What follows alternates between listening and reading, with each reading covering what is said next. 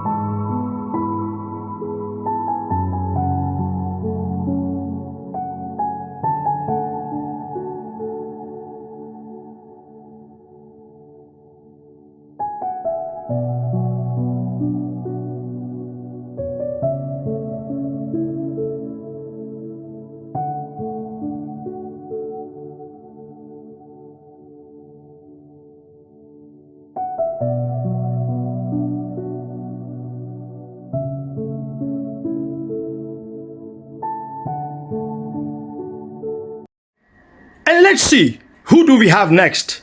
And he's none other than Mark. Good morning, Mark. Yeah, good morning, Sanjay. Tell us, what does security mean to you? It's a big part of the station, security, very important.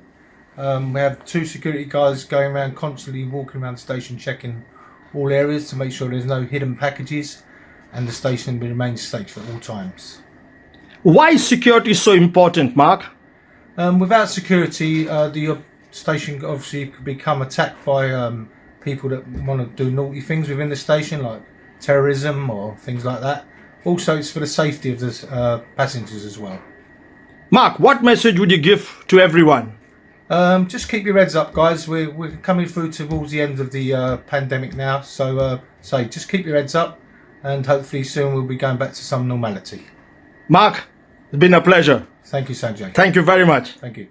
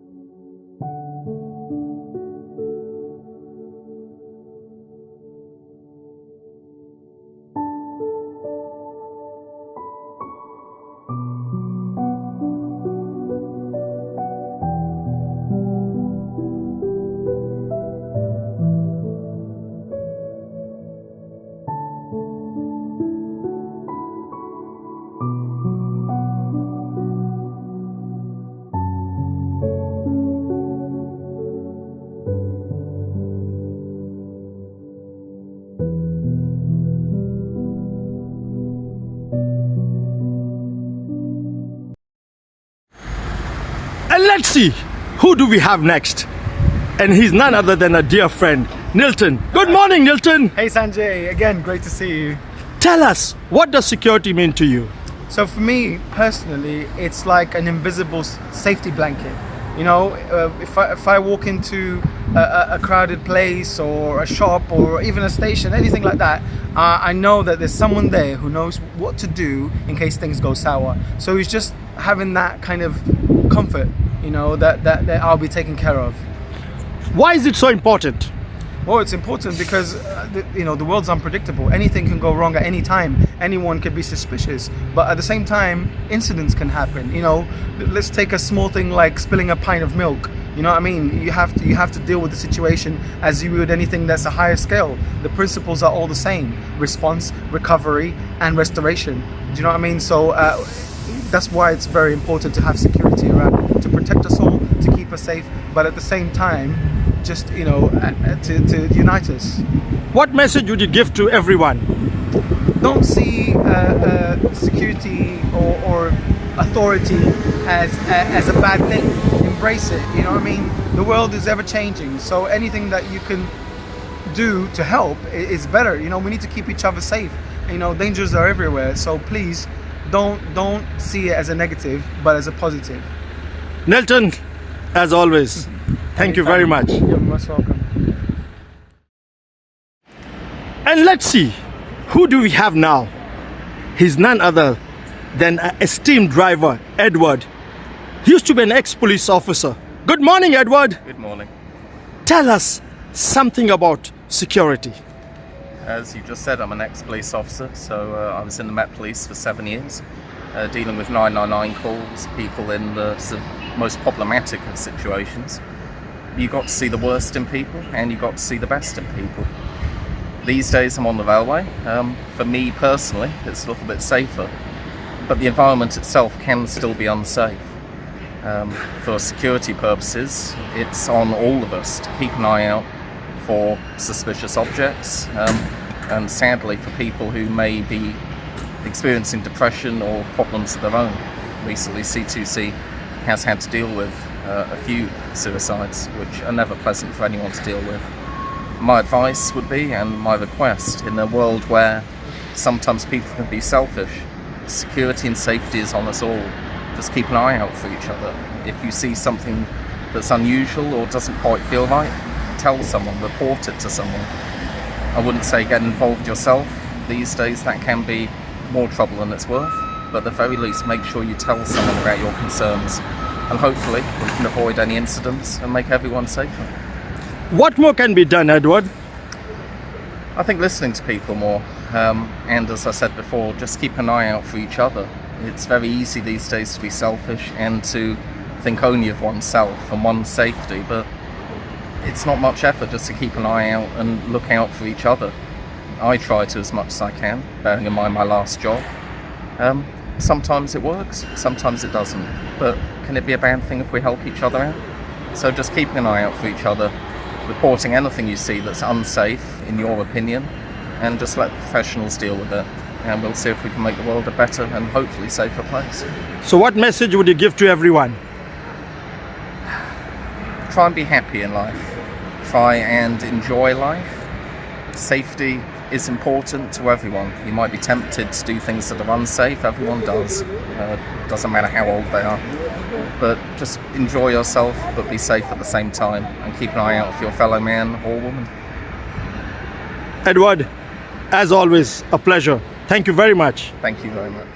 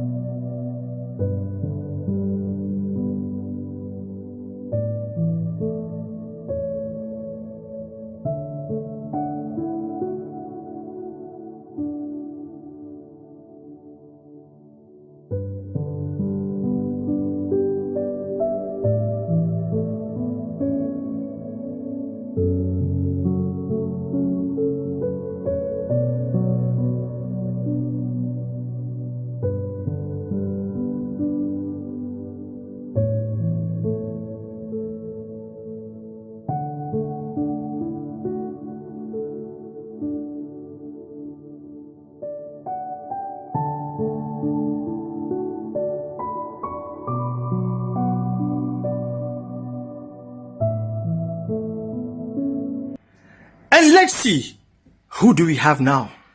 For we are in for a great treat. And he's none other than our revenue and security head, Ian Palmer. Good morning, Ian. Good morning, Sanjay. How are you? You okay? Tell us your journey to the railways. Well, I started out, it was British Rail when I first started on the railway. So before that time, I worked in a very reputable fast food outlet. In fact, a couple of those. I worked in McDonald's, cleaning the tables, cooking some food. I went and worked in a pizza shop as well. I was a delivery driver for a different pizza outlet as well, and moved into some managerial positions in there. And actually, I wanted a bit of a change of scenery, so I thought I'd come and work on the railway. So I applied for a job. Didn't hear anything for a few months. Got an interview. Then didn't hear anything for a few months after that. Eventually got a phone call saying, would you like to come and start working on the railway? And that was in a train dispatch role at Barking. One of my favourite jobs, actually. I used to really enjoy that role. Very much interacting with the customers on a day-to-day basis. We had slam door trains still then, so there's a very, very big safety aspect to that. So that's kind of what I did before I came onto the railway. Ian, tell us, what had been your greatest challenges then? Well, then, I think trying to stop people opening the train doors as they were coming into the platforms, and trying to join trains as they were leaving the platforms as well. It was a really busy station. We had no gate lines at the time now when I first started, so obviously the gate lines then came into operation.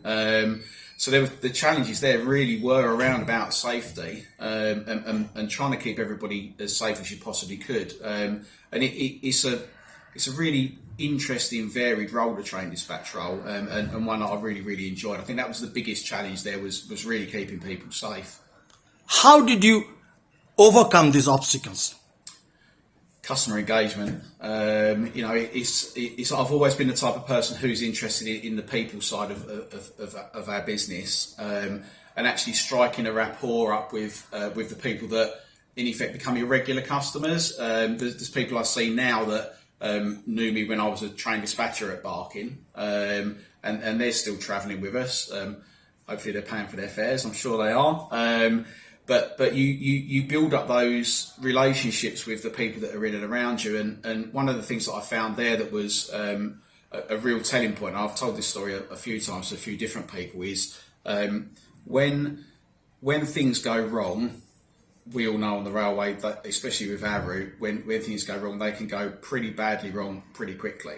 And actually standing on that station on some of those busiest platforms, when you've got no underground service running, you've got no C2C service running, and you're surrounded by a big throng of people, you want people in and around you that know that you're okay, and they know that you're going to give them the information that you've got, even when sometimes that information can be a bit sketchy. And I think that one of the things that I learned there was actually those people can actually help you out and back you up when things go wrong. There was one situation where we had some really bad disruption. Overhead lines were down around Dagenham Dock area for quite a while. I've been on duty all day. It was getting around about 6-7 o'clock in the evening, and there were probably about 150, 200 people in and around me and my colleague at the time, a guy called Brian Horn.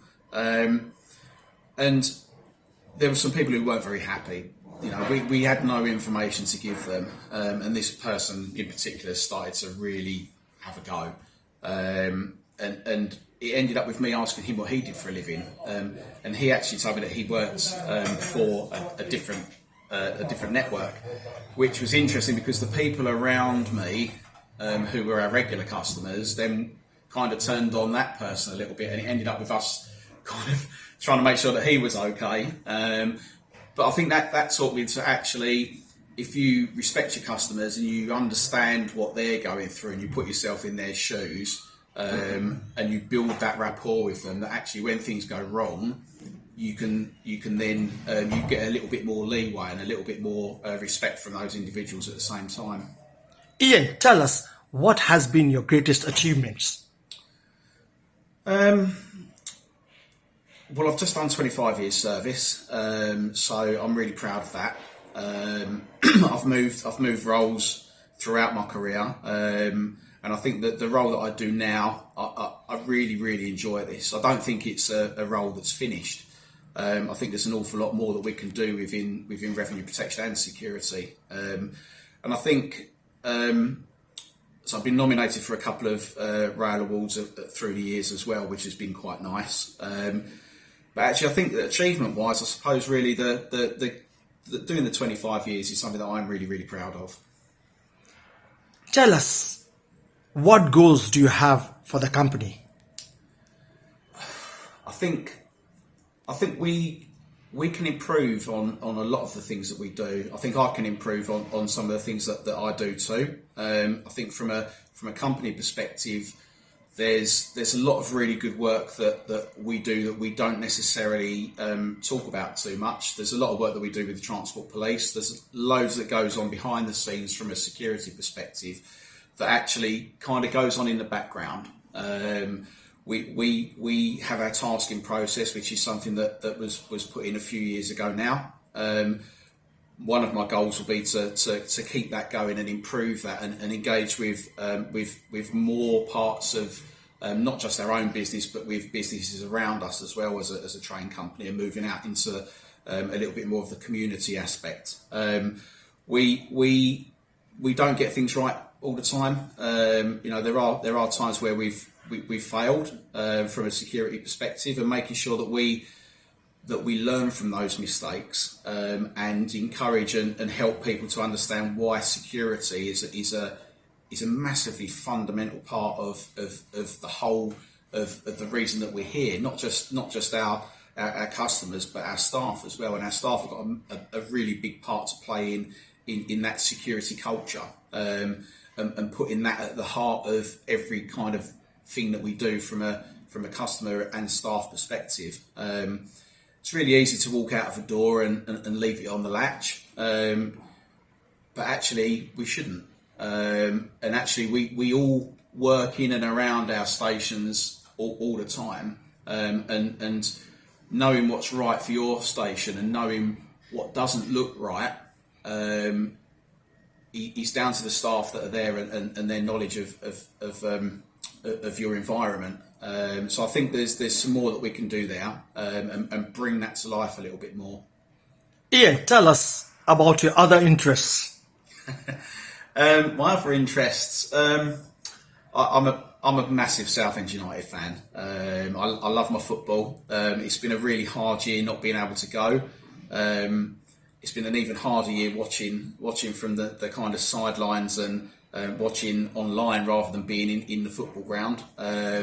From a social perspective, it's something that I do with my children. I've done that.